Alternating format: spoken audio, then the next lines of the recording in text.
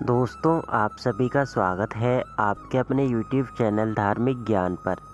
एक बार की बात है, एक नगर में एक उद्यमी युवक रहता था। उसका नाम मनोज था।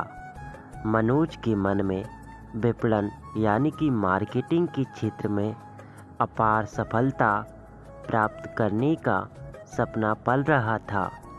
उसके मन में नई नई योजनाएं उभरने लगीं, लेकिन उन्हें क्रियान्वित करने का ठीक समय नहीं मिल रहा था।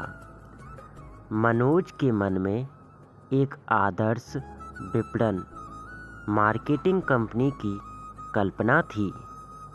वह विश्वास रखता था कि यदि वह अच्छे उत्पाद और सेवाओं का प्रदान कर सके तो उसकी कंपनी शीघ्र ही मार्केट में प्रमुख हो सकती है। लेकिन मनोज को समय नहीं मिल रहा था ताकि वह अपनी योजना को धीरे धीरे क्रियान्वित कर सके।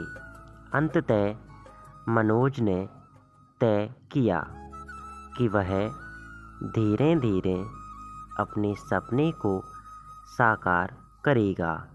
उसने अपनी कंपनी के लिए एक व्यापार योजना बनाई और उसे अपने दोस्तों और परिवार के सदस्यों के सामर्थ्य और सुझाव का उपयोग करके सुधारा। वह संगठन और संयम के साथ अपने काम पर ध्यान केंद्रित करने लगा। शुरुआत में मनोज की कंपनी को संचालित करने में कठिनाइयां आईं, लेकिन उसने हार नहीं मानी और संघर्ष करता रहा।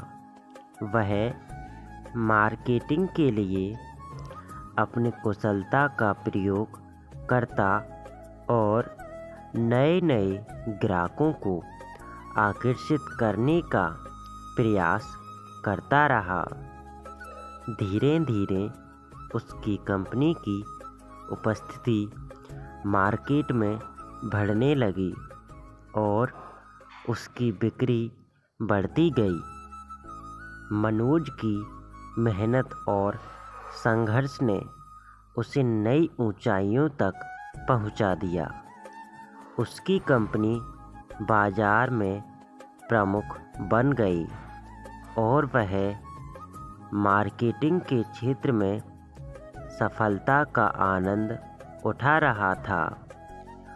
उसकी योजनाएं और उद्यमी दिमागिता ने उसे सफलता की ओर पहुंचाया।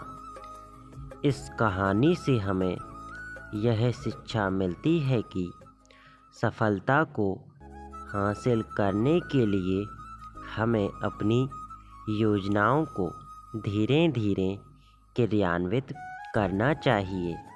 कभी कभी हमें सब कुछ एक बार में करने की जिद नहीं करनी चाहिए, बल्कि हमें धैर्य और इस्तेमाल व व्यवस्था से काम करना चाहिए। यह हमें अपने लक्ष्यों की ओर बढ़ने में सहायता करेगा और हमें आगे बढ़ने के लिए मजबूती और स्थायित्व प्रदान करेगा। मनोज की यह कहानी इस तथ्य को दर्शाती है कि व्यापार और उद्यम में सफलता प्राप्त करने के लिए हमें धैर्य और संघर्ष की आवश्यकता होती है। उद्यमी हमेशा अपने सपनों की प्राथमिकता को समझते हैं और स्थायित्व के साथ अपने काम को अंजाम देते हैं। यही उन्हें सफलता की ऊंचाइयों तक ले जाता है। इसी रास्ते से उन्हें सफलता प्राप्त होती है तो दोस्तों आशा है कि आपको यह कहानी पसंद आई होगी। अगर आपको यह कहानी पसंद आई हो तो आप हमारे YouTube चैनल धार्मिक ज्ञान को सब्सक्राइब कर सकते हैं और इस वीडियो को लाइक कर सकते हैं। चलिए मिलते हैं फिर किसी नेक्स्ट वीडियो में।